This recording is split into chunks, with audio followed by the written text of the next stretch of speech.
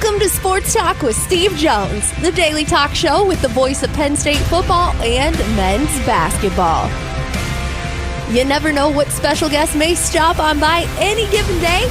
Now here's the man of the hour, Mr. Steve Jones. Welcome on into Sports Talk with Steve Jones, powered up by the Student Bookstore and Happy Valley Live. Mr. Jones, sir, happy birthday. Oh, we got to start off with that. Thank you. You turned 27 years young. No. I think you can still play college basketball at 27 years old. I think if the NCAA rules are right. So, that's there if you want it. I know you've always wanted to pursue a career as playing college basketball at 27. No. I'm in the right spot where I'm supposed to be, and working with the right people. Right alongside Dick Girardi. Yes, and working with the right people. Mm-hmm. And you and Bob and Jayhawk. I mean, it's the best of the best. It's a fabulous. It's really a blessed team to be a part of. It really is. I mean everybody. A guy named Josh Eisenberg that people out there would not know, who has to take care of the feed in Scottsdale, Arizona. I mean, just really good people. Last night, so there's about, 10, 15 minutes to go in practice. They're right near the end on Monday. And Caden Mingo gets hurt. I'm not going to tell you, okay, it's not the policy of Penn State to release what happened, how he's hurt and so forth.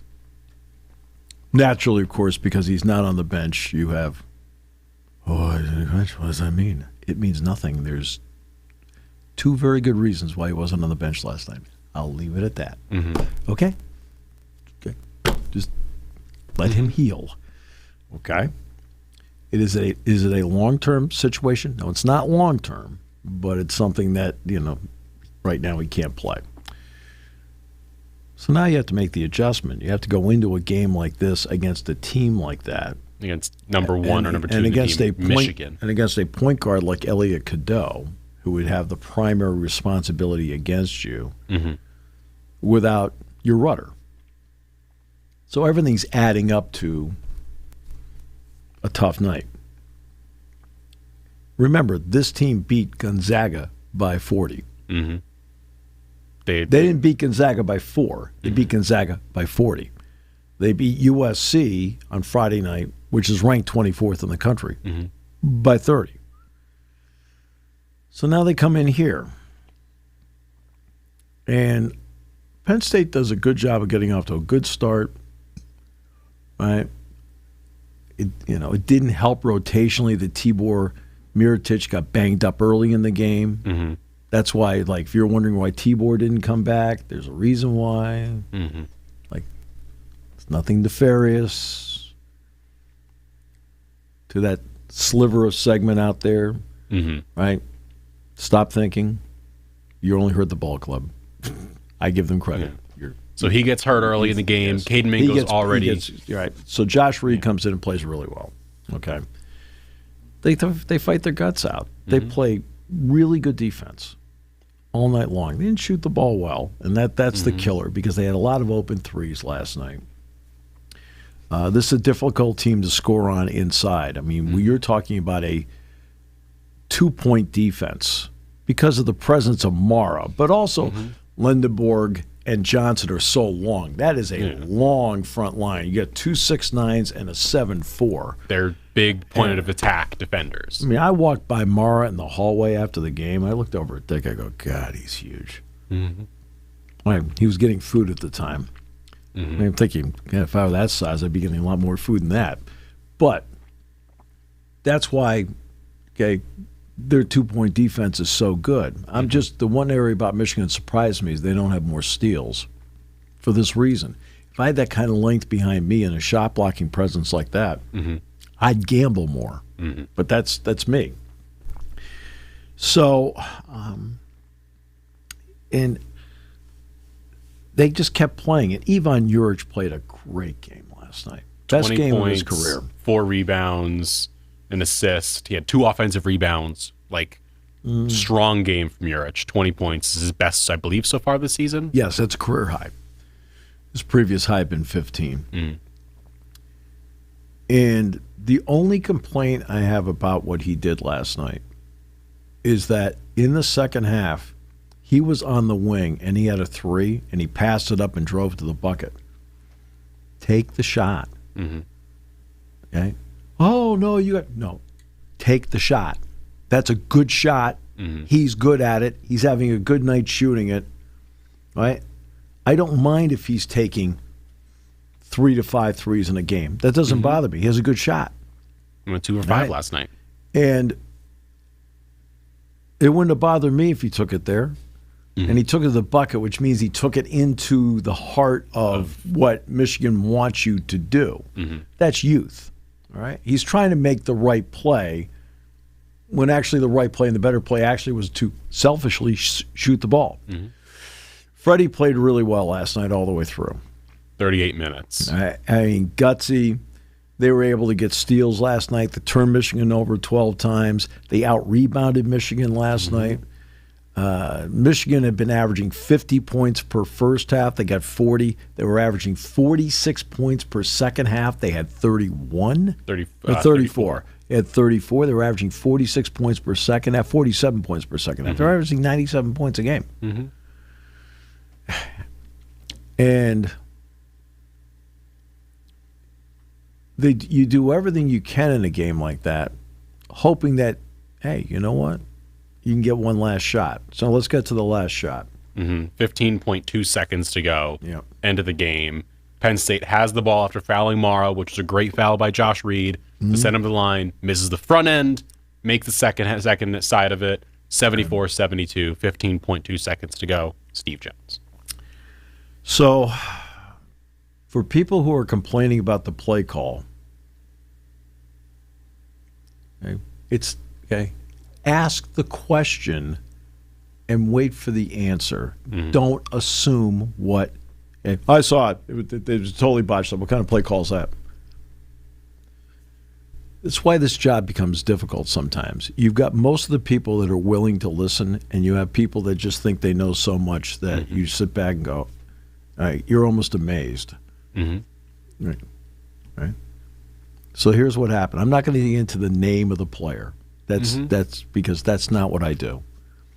But you come out, it's actually a relatively simple play. Screen is set. It gets Freddie going toward the bucket. And now it's option time. If it's there, I can tie the game up. If it's not, then it's Eli Rice, your best shooter, who statistically and realistically is your best three-point shooter on the wing.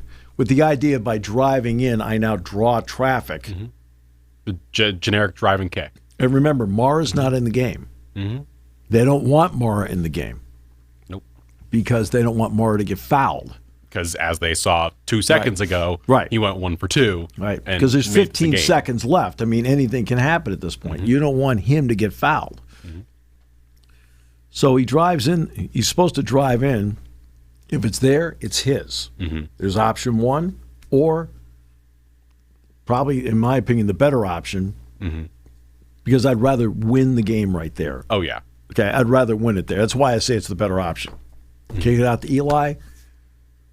If you're kicking it out, there's a good chance you've already drawn the defense, and now he's got a chance at an open look. And he has a quick release anyway, so he's got the extra little bit to get it past the defender. The problem was that the starter out, you need a screen to start it out. The screen was set in the wrong direction, the wrong side. The screen was set on the wrong side, wrong direction. Now Freddie had to improvise. This is what happens, like 18 to 22-year-olds. I mean, for all of you who have kids, right? It's in the heat of the moment, and a guy that played a really good game made a mistake. Okay? And unfortunately, it led to the result. And Freddie did well to still get the shot up at the end because it was. And Dick and I had the angle on it. We could tell right away. I mean, when he let go of it, I could tell it was slightly to the right. He let go, going to his side, going backward. It was. If he made it, it would have been a miracle shot to me. It was one of those where it's like, if you make that, like Dusty May is going to say, they played great defense. Axel Lindbergh, with like 8 seconds left, forced Freddie out to boundary. Let me say that about Dusty for a moment. He did what I thought he would do. Mm-hmm. I thought he would put a bigger man on Freddie, and he put Lindeborg on him. So, I mean, it was just I thought going into the play, I said, hey, look, they've got to put a bigger guy on him. Mm-hmm. Well, when you have a guy at 6'9" with really great feet, Lindeborg has great feet. So, I mean, he can move with guards. Mm-hmm. That's what makes him an NBA player, because he will be in the NBA. It was a great move by Dusty, but it was a move Dick and I anticipated them making. So it wasn't like one of those like, oh, it's ingenious. Like, we're sitting up in the booth. We knew he was going to do it. We said it. Mm-hmm. Right? They'll put. Now, we didn't know which guy they would put on him, but we thought Lindeborg he's a better choice than Johnson is. Well, Johnson at that point Johnson had fouled out, but I'm saying he's a better choice than. Definitely a better choice than McKinney. Definitely a better choice than Cheddar. Definitely a better choice than Burnett. I mean, of the choices he had, that was his best choice. And so that's how it played out. That's why I was talking about the Pinstripe Bowl, and people were like, why did Andy call all those plays? Well, they went outside with Corey Smith. Well, that's not where the play's supposed to go. Corey Smith took it outside. Mm-hmm. Yeah. Right? Okay. The play wasn't meant to be. Okay. Stop. Okay. Ask. Stop assuming. People assume like all these. What back. Caden's not on the bench. Oh my God, he's not on the bench. I can tell you right now, there are 2 really good reasons he's not on the bench. I'm not going to get into it. Okay. I was hoping he would not be on the bench. All right. Okay. Because right now he doesn't need to be on the bench. He needs to be recovering and getting himself back as quickly as possible, which, knowing him, he'll do everything he can to do it. Mm-hmm. But it was just, for anybody going to the game, that went to the game, for anybody tuning in last night on the radio, for anybody tuning in on TV, you got a show that you never expected. Mm-hmm. And as you know, in broadcasting classes, I've talked about this all the time. Never assume outcomes. I've always told them that. I said, let the game breathe and play out before you. Prepare for every eventuality. Mm-hmm. Well, that was a perfect example of it last night. Mm-hmm. They're a 25-point favorite. You don't have your point guard. So you're without your rudder. You're without your rudder. You're without your best perimeter defender. Mm-hmm. You're without your best offensive player. Mm-hmm. Your point guard, right? Like the cog in the machine. And to be frank with you, the guy that would have handled the ball at the end there, with all due respect to Freddie, it would have been Caden driving downhill. It would have been Caden making the decision as to who goes where, and not that Freddie can't, but Freddie would have been an option. Mm-hmm. Freddie would have been an option. He would have been an option. Secondary. He would have been an option instead of being right. Right. So that's what you run into. Mm-hmm. As I pointed out the other day, when Joe Crispin and his team went to the Sweet 16, they had the same starting lineup every game. Kentucky in November, same lineup. ECAC Holiday Festival against Jay Wright and Hofstra, okay, same lineup. Okay, Michigan State Big Ten tournament, ranked 2nd in the country, Penn State's highest ranked win ever, same lineup. North Carolina Sweet 16, same lineup. Well, this has been one of the issues in a program that has been thin for years, is that they'll get banged up. I mean, Gary Claxton was at the UNC Central game. I remember one year they were off to a 2-0 start in the Big Ten. They won at Northwestern. They won at Illinois. They're doing great. And he wrecks his knees out for the year. Right? Taylor Battle's freshman year. Same story. Right? All of a sudden, Jamel Cornley's hurt, out for the rest of the year. Yet they ended up winning their last 5 games at home that year. Right? So let's just see how this plays out.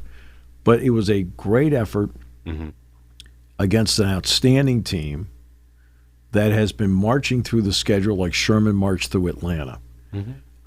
And then last night,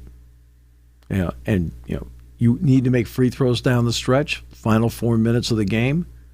Eli Rice made 2. Josh Reed made 2. 4 of 4 in the last 4 minutes. They didn't miss a free throw down the stretch. Nope. Did not. In fact, you want to know in close games this year? This team is now 26 of 28 at the free throw line in close games. That's how you should win games, is the free throw I'm line. just saying. You do well. That's usually a good sign. They've been doing it. Now, it's been Freddie, Melly, and Cade Mingo. It's the first time that Reed and Rice were in that spot. They both hit their free throws. So, but it doesn't get easier. You go to Purdue. Purdue gets Washington tonight. It's the same Purdue team as always. It is Fletcher Lawyer. It is Braden Smith. It is Trey Kaufman-Renn. It's the same guys. It's Cox, the kid from Lexington. That's that's a good player. They've added in a couple of freshmen. Oscar Clough they got as a transfer from South Dakota State, right? Who's really good. He's a double-double guy almost every time. Well, he's averaging 11 and 9 right now. And he's just a really good player. And they have Washington tonight. I think that game's at home. In fact, I'm 98% sure the game's at home. That game is at home. It's 8:30 tonight against Washington. So that's who they have. So it just doesn't get easier. But the only game they have played so far in this stretch that I just didn't like. Penn State, you mean? Yes. And it's not the Indiana game. The Indiana game happens. Whatever. That happened. You were there. It just happens. Okay, fine. It was the Pitt game. The Pitt game really bothered me. The Illinois game, I thought they fought their guts out, the whole thing. They just didn't hit shots, which, again, you've got to, this is, believe it or not, I think it's a better shooting team than people think. But you've got to do it in the game. I mean, as simple as that. You've got to do it in the game when the quote, money is on the table. I got that part. But was the Pitt game. To me, the Pitt is okay, not great. I thought it was a pure 50-50 game. And they just, you could tell 5 minutes of the game, it was over. That's the one game I looked at and went, what the heck? But outside of that, they played Michigan State down to the wire. They played Michigan down to the wire. Illinois, regardless, was a game throughout it that Illinois still had to fight through. Okay, Penn State gets off to the kind of start that they got off to against Pitt. We're down 13-3. Yeah. You're like, all right, here we go. No. It turned out that margin became the working margin the rest of the game. The game went between 8 and 14. 14 down to 8. 8 back to 14. 14 back down to 8. Literally. Yeah, they just couldn't I'm not get exaggerating. Any closer. Yeah. Right. They couldn't get past 14, but then Penn State make a run. They couldn't get under 8. Right? But they fought. They played. They did some things with confidence out there. After starting the game as a team that looked like it had no confidence, they then played with confidence over the last, 35 minutes of the game and played tough against a very talented team in Illinois. Well, they did the same thing again last night. Now, you need to get validation for the effort sooner rather than later because you need to get over the hump at some point. You need to go into the locker room and know you won the game. Right? There are no moral victories. I mean, have I talked about, Nito? No, I have not. I've talked about how the game was won, how the game ended up being It's like last season, the Purdue game was we can do this, we can beat anybody, and then injuries to Ace Baldwin and Puff Johnson derailed the season, but that was like we can go beat anybody. Like, we don't care anymore. We've gotten over the hump, we can do this. And that's what this game in Michigan State felt like it was there. Winning is validation. You know you're better. I asked Mike in the pregame show, are you a better basketball team now than you were a month ago? He says, yes. He says, but you know what? Everybody else is better too. Okay, that's fair. That's fair. But they are playing better basketball. But they need the validation of winning. And at some point they will break through, and the light will go on that tells them, hey, you know what? We can do it. It's less of a when. It's less of an if, more of a when. Right. And whether that is coming up at Purdue or if it's going to be at home over the next few weeks when they take on, they have UCLA on the 14th in 1 week, Wisconsin a week after that. At Maryland? At Maryland. Could it be at Ohio State or Northwestern? After Purdue, you will face some very good teams. Mm-hmm. But they're all beatable. But you're going through a stretch right now of outstanding teams. You faced, of the last four, of your last 5 Big Ten opponents, Indiana is a tournament team, Michigan State's a tournament team, Illinois is a tournament team, and Michigan's a tournament team, Purdue's a tournament team. They're all tournament teams, whether they're seated in the first spot or 8. They're all going to be in the tournament somewhere. So you're going to go from potentially outstanding teams, which is where they are playing right now, to playing really good teams. Okay? Yeah. There's different levels. Right. And you're hoping that the one thing that I look at, and I looked at it before they hit this stretch, so this is not 20/20 hindsight. But I kept thinking, okay, I hope it's not a stretch that ruins their confidence. Well, I'm not seeing that, and that's a big plus. First of all, Jamal Brunt had the scout last night. That was a brilliantly scouted game. Yeah, Mike really coached a terrific game last night. Hey, look, Mike's been around the block. I mean, he's been in games like this before. Right? Dusty May's an excellent coach. That's why he did the Lendeborg thing at the end. He's smart, right? I mean, Dusty May's really smart. But even they had to sit back and go, jeepers cats, these guys are ready to go. Right? Now you got to play it at Purdue. Mackey is really tough. We know that. Mackey's really tough. And Penn State will get Michigan again. It turns out that they're 3 of the home and aways. They'll get them February 5th. Yes, in Ann Arbor. And I saw Tom Wyrot, who's their sports information guy after the game. We got moved from the upper reaches down there, and he put us back on the court. And he's the one that did it. I thanked him for that. I said, hey, Very Tom. nice. I mean, no, I thanked him because I meant it. I mean, Tom's a great dude. And so, I mean, that's what we saw last night. You don't want to make a mistake in a critical spot. They made a mistake that changed the last play. All right. Unfortunately, that happens. You don't want it to happen. Oh, that's coaching. Oh, for God's sakes. Sometimes it happens. Okay. Do you have kids? Right. So they've done everything you tell them to do. Really? Steve Jones, what does not require coaching? Can I make one quick comment about Josh Reed for a moment? Go for it. Josh Reed comes off the bench. T-Bor got banged up in the game. Okay. Josh Reed comes off the bench. He had a double-double last night. That kid played his guts out last night. He really did. I thought he made a lot of really big plays, and I just want to make sure he got mentioned in all of this. Last night, while Penn State was taking on Michigan in basketball, there was major news going on in another basketball arena where Lane Kiffin was alongside possible Arizona State quarterback transfer Sam Leavitt, alongside some other possible players who might be going to LSU. That was going on at the same time. But apparently, it seems a team to be named later, it seems like it was LSU based on reporting, was trying to pull Damon Williams Jr. away from Washington. Damon Williams Jr. 4 days ago reportedly signed an NIL agreement with Washington to return to the Huskies for the 2026 season. A binding agreement. And then last night he posts... Binding? It's maybe binding. He then posts last night saying, he is entering the transfer portal. I have to do what is best for me and my future, Williams wrote. Apparently, it was a deal near the top of the market for a quarterback to return to Washington. And all of a sudden, he's back on the market with a do not contact tag. I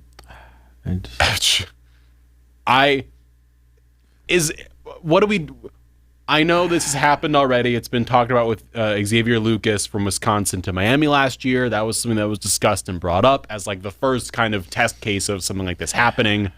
But this is another level of it, where this is a guy who, as we got to see 2 years ago when he was here against Penn State, he played really well in the game. Yeah. And then last year, he played really well for Washington. He did a good job. He's a good player. A good player, a good quarterback. You could tell when Penn State played them a year ago in the whiteout game, that he was the future of the program. He came into the game, gave him a spark, because he can run, he can throw the ball. He's a good player, very good player. Yeah. And then transferred to Washington. I watched him really play well. a little bit this year, especially the Ohio State game.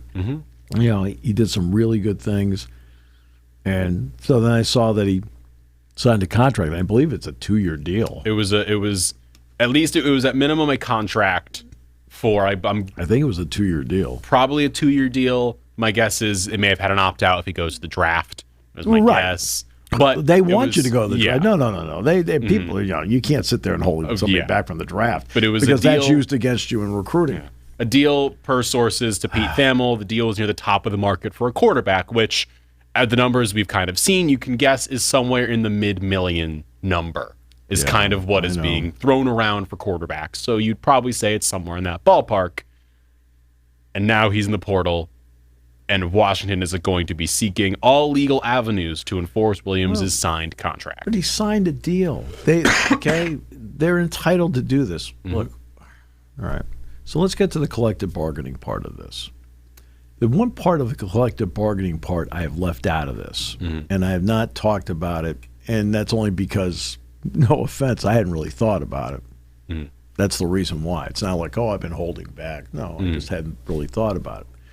In the NFL, what happens when somebody signs a contract? The terms of release, we know what the deal is. There isn't a single deal in college football that anybody knows about as to length of contract, how much money is involved, and so forth. Nobody knows what the market is. Okay? The agents are out there setting the market. It's being reported on, possibly. Okay? The agents are setting the market. Okay, the market is not setting the market. And they're saying, this guy got $2 million, and no one can say otherwise, because if Kyle F. gets $2 million from insert random group of 5 school here, well, then if my quarterback is better than him, I'm going to go to a Power 5 school and say, well, if he's getting $2 million there, my guy's got to get 3.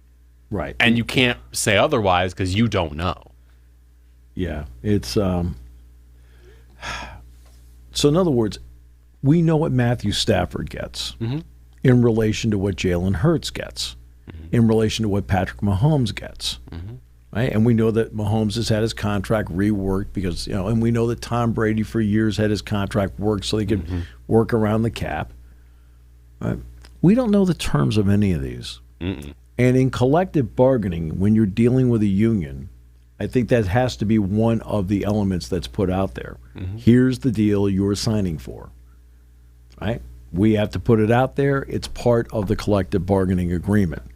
That way everybody knows what they're dealing with within the market. And I think that 2 things. Number one, at least I think that for some agents it will give them leverage. And for other agents, it'll blunt what they're trying to do. Well, I'm sorry, we're going after Damon Williams here, and he signed a 2-year deal, pick a number, $4 million a year, right?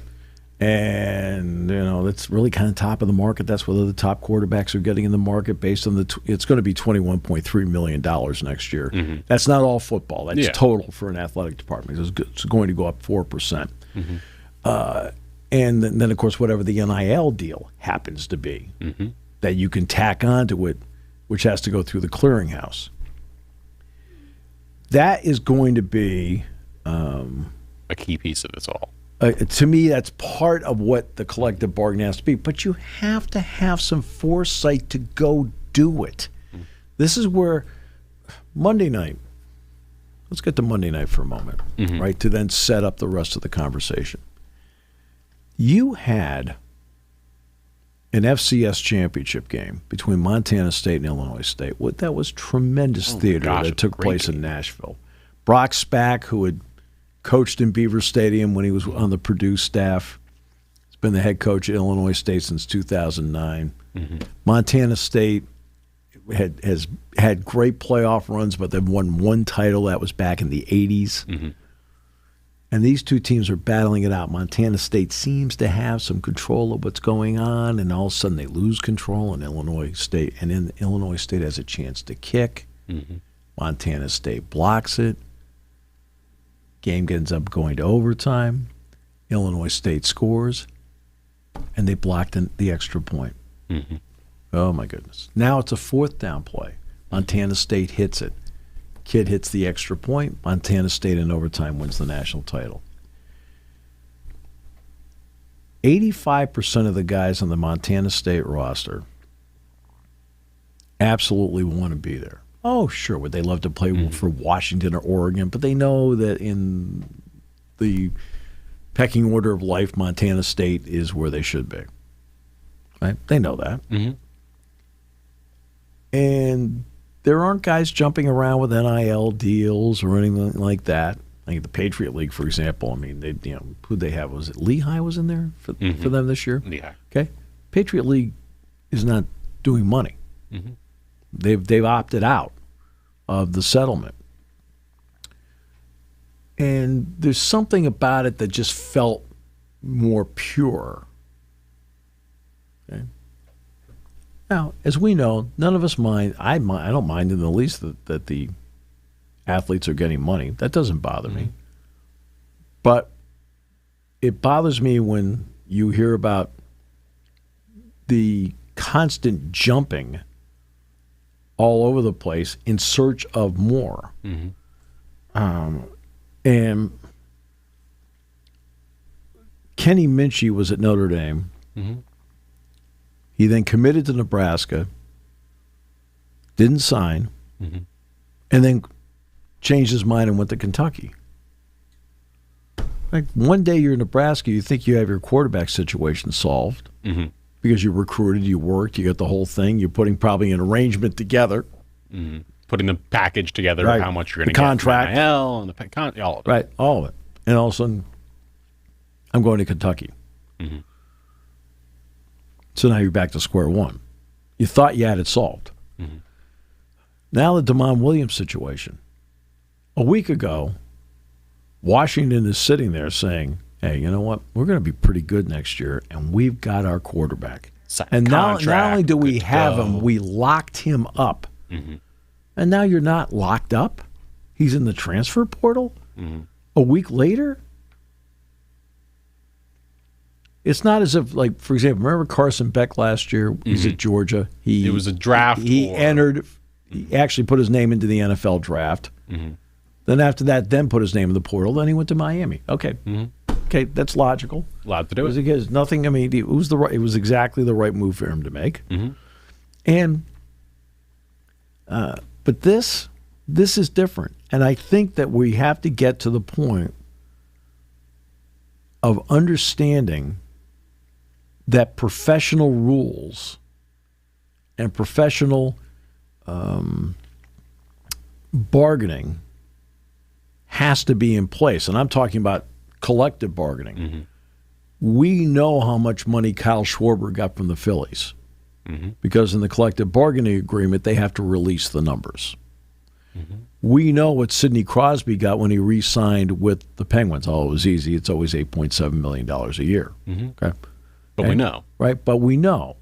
Okay? We know what Luka Doncic is getting from the Lakers. It's part of the collective bargaining agreement. Mm-hmm. But we don't know, for example, because they played them last night, what Axel Lindenborg is getting from Michigan. Mm-hmm.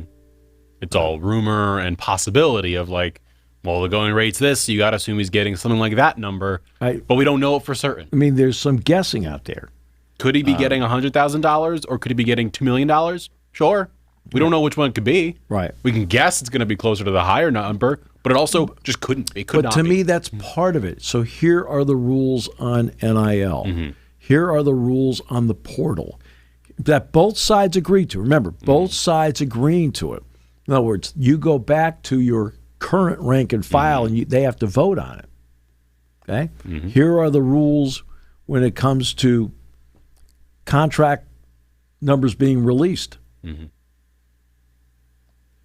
Fans should know, since this is going on, fans should know what the players are getting paid. Mm-hmm. They know what the coach is getting paid. Mm-hmm. Right. And because I think it would actually bring a level of sanity to what's going on if everybody knew exactly what Sam Levitt was getting. Mm-hmm. Oh, well, Levitt's getting that. Maybe we'll offer a little bit more to Williams, but we're not going to go too far out of here. You're not going to put. You notice in the NFL, rarely do they put out a contract where you sit back and go, "Whoa, that's way out of line." There's also only so far you can go in the college football in the portal in general. There's only so far you can go because there is this exact number you've got. Like, there's only so far you can take a contract with a player, and can they sign NIL deals outside of it that we don't get to see? Sure. They're allowed to do that. It can be reported on like Nick Singleton had his deal with Gatorade. Right. We don't know what that number was, but again, that's okay. But we don't know what the deal is that Patrick Mahomes has with State Farm. That's the thing. That's we don't know a separate those deal. Deals. So they can have those deals, and we'll never know those numbers. Right. And there's only so far a contract can go in college sports because you also pay the rest of the team, and you're not going to give just your quarterback that money in college football because you physically can't do that. So that's not how that works. For example, Penn State now is going to have, starting on July 1, the deal with Adidas, just like Tennessee. Mm-hmm. Allegedly, there are NIL opportunities in there for athletes. Hi, I'm Kyle Left for Adidas. Okay, that's perfectly legal in it. You don't have to disclose that part. But your contract between the university and the player, like 2-year deal worth $8 million. Oh, it's okay. So you're going to get 3.6 1 year, 4.4 the next. See how quickly I got it to 8. And see, I still haven't lost it yet, despite advancing age. But see what I'm talking about? People should know, and it's not just that the fans should know. That's not the primary reason. You're putting it out there so everybody else knows. You're putting it out there so the agents know. You're putting it out there so Tennessee knows. So they know what you're doing at your positions. Right? Okay. For example, it could be a running back that is underpaid. Right? Contract's up. Hey, we're going to get you more money. We think you're worth more money. Right? Or at the same time, it gives them leverage. Hey, look, I'm doing this. He's doing that. And, what I'm doing is better for you. When my contract's up, I should get more money. Okay. And then the difference is you have 105 guys. Now, in the SEC, it's 85. The SEC carries 105 players, but 85 are getting scholarships because that means the 20 are not getting money other than the basics.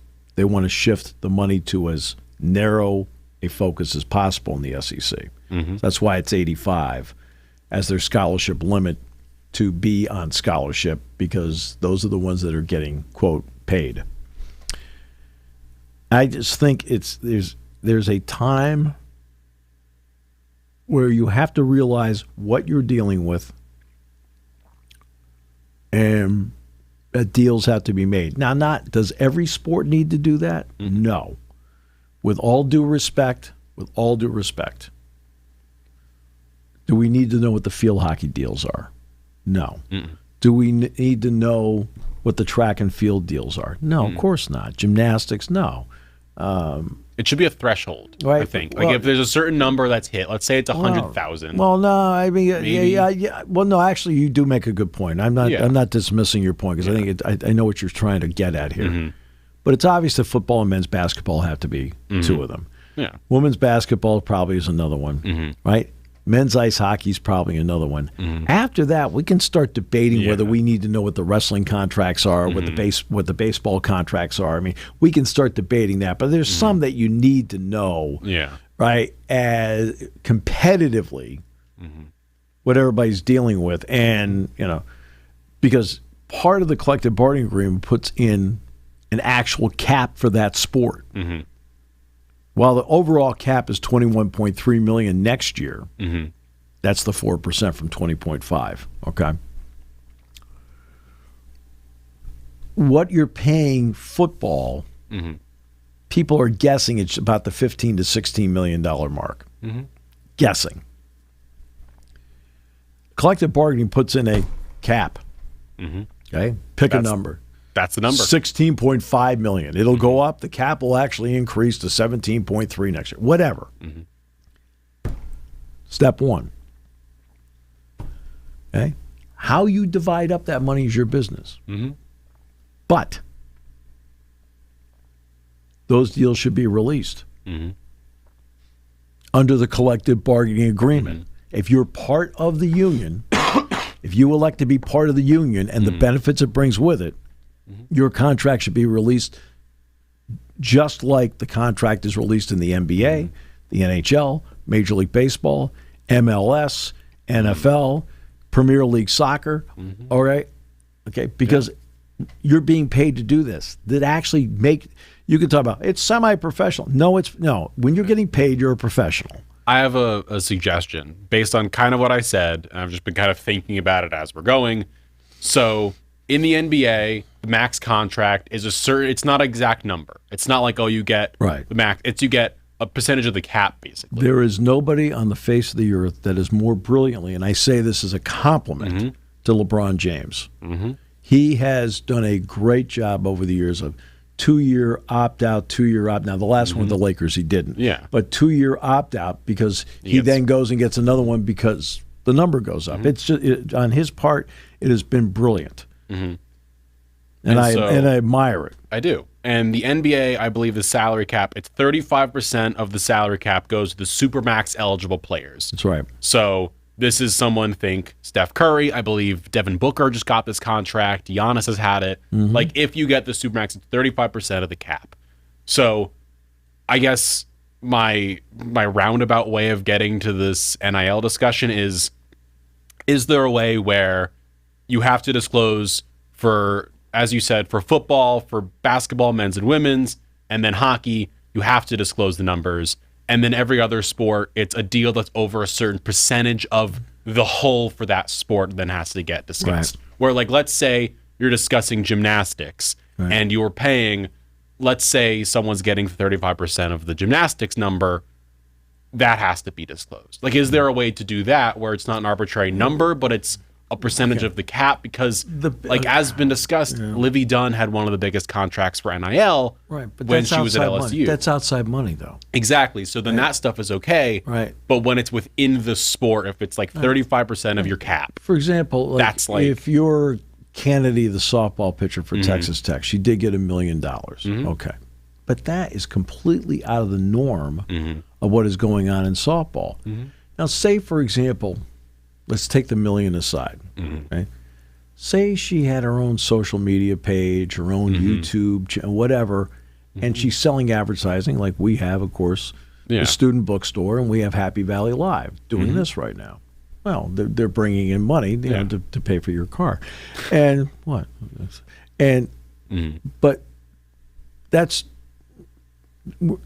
justifiably, that's capitalism. Nothing wrong with any of that.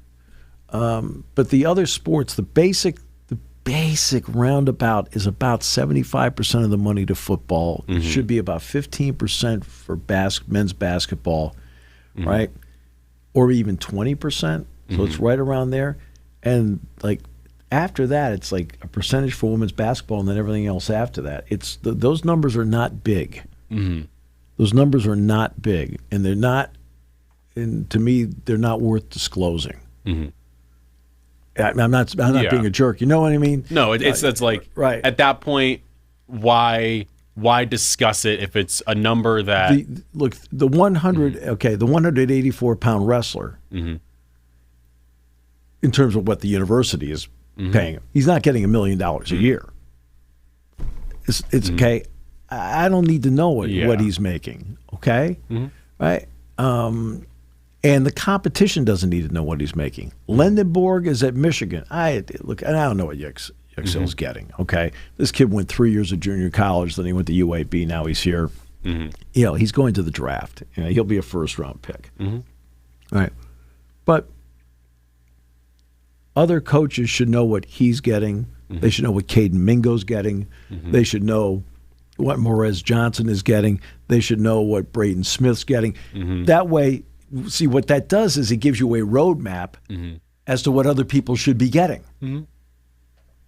Instead of throwing the darts all over the place. And if you sign a contract like Damon Williams did, guess what? It is a contract signed in good faith.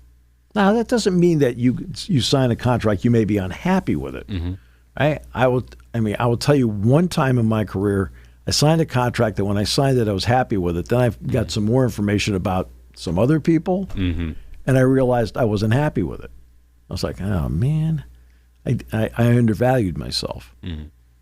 But did I go back and renegotiate it? No, because I signed it in good faith. I waited. It was a 3-year deal, and I went through the first year, and then I waited the last 2 years. And then I went in and said, hey, by the way, X, Y, because I signed it in good faith. Now, am I a fool for doing that? Maybe. This is back in the early 2000s. Yeah. This is a long time ago. But I went back in, and when I pointed out a couple of things, I immediately got to the level that other people were at, okay? And I only found out through happenstance. And, but I played it out. Nobody will do that today. I mean, I'm probably too old-fashioned. But I just thought, hey, look, I signed it, so I'm obligated to do what I'm supposed to do. That doesn't happen today. I signed it like, I got a better deal at LSU, Miami. What? Well, hold on a second. I rescind my signature. No, you don't rescind your signature. What that? It means something. I'm concerned that, like, when you're talking about the young man that went from Wisconsin to Miami, it sounds like he signed Xavier Lucas. Lucas, I think he signed something in December. Let me pull it up. I think he actually signed something. It was only like I don't even know if it may have been a 2-year commitment. Lucas left Wisconsin, enrolled in Miami in January. After saying the Badgers staff refused to enter his name in the transfer portal in December. Now, if he signed a 2-year contract with the Badgers in December. Right, that's what I thought. It was a 2-year deal. Miami then came in, committed tortious interference by knowingly compelling a player to break the terms of his deal with Wisconsin, as well as being discussed in the claim by Wisconsin. Okay. Now, players holding out. Okay, if he wants to hold out, they're going to hold out. Well, guess what you don't get? Money. Or if you say, let's say you were in the shoes of DeMond Williams. Hypothetical. Sure. And he got the offer from Washington and then said, I have an idea of what others are making elsewhere. Can I get more? Well, he's allowed to do that. He's allowed to talk to his agent and say, hey, look, they've offered me a 2-year deal. So I don't know how many years this is, but they've offered me a 2-year deal. Check the marketplace and see how this stacks up. Yeah. That's fine. The agent will do that. That's his job. His or her job as the agent is to do that. But we need to. College sports can no longer put its head in the sand. You have to take the lead on this. Leadership brings with it responsibility. And you have a responsibility to the NCAA, you have a responsibility to the fans, you have a responsibility to the sport, and I think you have a responsibility to the student athletes to go out and do, at least you may make mistakes, okay? Mistakes do happen, right? But to do what you think is best long-term for the sport. Everybody is doing what's best right now for the short term of the sport, not for the long term.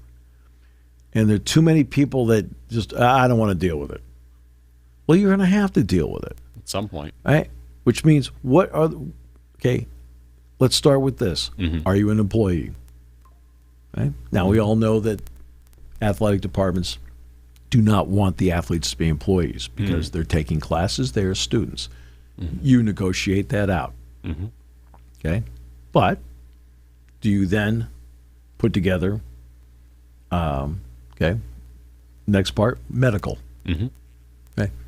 So let's negotiate out the medical. Okay? Very important in terms of the insurance, everything that goes with it. All right. Okay? Then eventually you'll get to the cap numbers.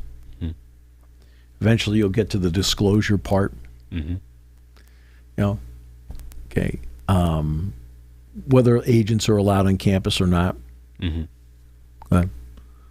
Whether how length of contracts, is deferred money allowed? Mm-hmm. Right? In other words, can you do that? Like Shohei Ohtani has deferred money. Yeah. Sure, everybody knows it's $700 million or whatever the heck is, but he only got $2 million this year because it's deferred money. Whomever's owning the Dodgers 10 years from now is going to be on the hook for a lot of money with Shohei Ohtani. The question is, if you defer the money, do you make it so if the player goes to the draft, then they get the money? Right. But if, let's say, they go to transfer, then the rest of it's knocked off. These are the rules in the portal. Mm-hmm. This is when you can transfer. Mm-hmm. Is there a sit-out year if it's a multiple transfer? Mm-hmm. What are the rules if the coach leaves? Mm-hmm. Okay, are there any rules if your position coach leaves? Mm-hmm. Right? I mean, these are all items you need to negotiate. And part of that, to me, is we are at the point now, right? Do not act like these are innocent 18 to 23-year-olds. Many are, but they've got a lot of adults around them, and not all of them are innocent. Mm-hmm. All right? And most agents are very good and reputable. Mm-hmm. Not all are. Okay? Most parents are loving, embracing, and others can be, right? Mm-hmm. It's their ticket to whatever. Like, hey, here's a ticket to whatever. Why don't you, keep working. Mm-hmm. You have a job. You have a career. Keep doing your deal, right? Just support your daughter or your son, whatever. Mm-hmm. Right? But I think you need to have these kind of rules that are put in place in a collective bargaining agreement and releasing the money. Right? I mean, the fans can sit there and they can guess all they want what Rocco Becht might make at Penn State. Mm-hmm. And I'm going to guess that in no uncertain terms that no matter what you guess, it probably is wrong. Because I have no idea what he's making. Mm-hmm. That's the difference between me and somebody posting somewhere. I don't know. Because I'm not going to ask. I mean, why am I going to bother asking for it? They don't ask me how much I make. Yeah. We know that in total, the entirety of the collegiate program is paying X number. So we know in total $20.5 million, and we don't know what their NIL happens to be. But we just know that if you put all the athletes up in a room, there's $20-something million there in the room. You just don't know who's got it. I mean, people don't realize that in social media and off the mat, all right, off the apparatus, money being made. The last couple of years, now, 'cause he's since graduated, but the Penn State men's gymnast actually was the one making the most money from social media. Like, he was making more money than anybody because he knew what to do. He knew how to handle it. I asked Randy one time, how's he handling, like, gymnastics, school, and this? He says his time management is unbelievable.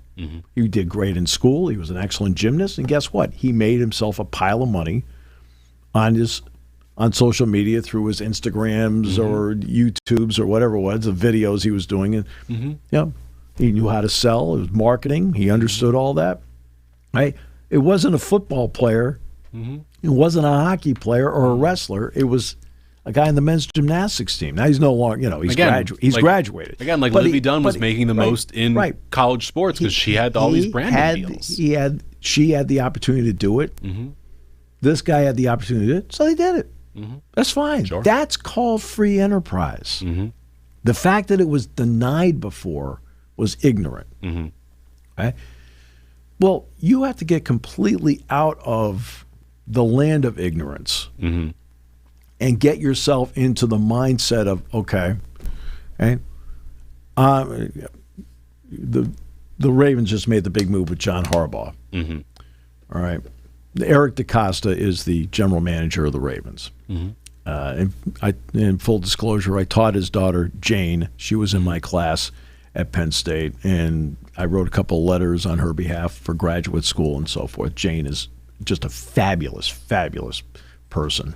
The DeCostas, I know, are very proud of her and should be. But Eric had to make a move yesterday. We know that whomever Eric hires as the head coach of the Ravens will know what the deal is. We know what Lamar Jackson's deal is with the Ravens. We know what Derrick Henry's deal is, and then his revamp deal. Because remember, he got 2 years, $16 million, Saquon got 3 years, 51. Or his original was 3 years, 37. Right? Then it got bumped up to 51. But we know what those deals are because Saquon set the market. Derrick Henry had a great season in 2024 and was allowed to reset his deal because Saquon Barkley had set the market. Well, that's the same thing with this. It's exponentially more deals. It's exponentially more deals. But I think that you're going to have to, at some point, look at the pro model because guess what? There's 110,000 people in that stadium, all paying good money to be there.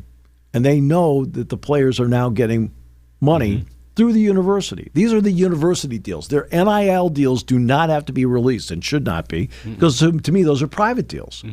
Just like I don't know how much Patrick Mahomes gets for doing State Farm. I mean, it's more than what you get for King Printing. But you know what I mean. It's we don't need to know that stuff. Okay, I don't need to know what Ben Affleck gets for the Dunkin' Donuts commercials. Right? Doesn't matter.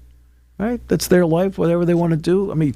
But the other stuff, in terms of the performance part, not the off the field, off the court, off the ice, off the mat stuff. The $21 million. Okay? Of the $21.3 million of which you're getting whatever. And again, it should be in the collective bargaining agreement. Men's basketball gets this. Women's basketball gets that. Football gets that. Okay? Everybody else gets lumped into here. Instead of the approximations and whatever you think. No. Right? There has to be numbers surrounding it, which, by the way, are numbers that non-football schools, I'm talking about non-FBS football schools, like Villanova and so forth, okay, have to take a look at. For example, the American Conference does not have – the cap is $20.5 million, but they already know that nobody's near that. But they have a floor. If you drop below $10 million, now you've got a problem, right? Now, one other part. You know how I feel about little things. Take care of little things, big things take care of themselves. North Carolina is playing SMU the other day. Basketball. SMU, big win. Great win for Andy Enfield and SMU. They beat North Carolina. At one point during the broadcast on the CW, they put up a graphic. Bowls. How teams perform, how schools performed in bowls. You know, the SEC 4 and 9, the Big Ten did really well. So they've got all the graphics of the conferences. ACC logos there, SEC logos there. They get to the American Conference. Oh, no. It was the logo of American University. You can even see in the background AU. I mean, it's a little thing. But it's a big thing. But we're making, there are too many people out there. Like, that's a graphic that it's done ahead of time. It shouldn't be done in haste. And if you're going to do something, do it right. And again, it's just a little thing. No, there are too many little things being missed, and it's making the big thing look bad. I saw that and went, you've got to be kidding me. That's American University's logo. AU. AU. And happy birthday to you, Mr. Steve Jones. Thank you. Thank you for listening to Sports Talk with Steve Jones, a 7 Mountain Media production. Come back at 11 every weekday for analysis of the latest happening in the sports landscape. From college football to European soccer,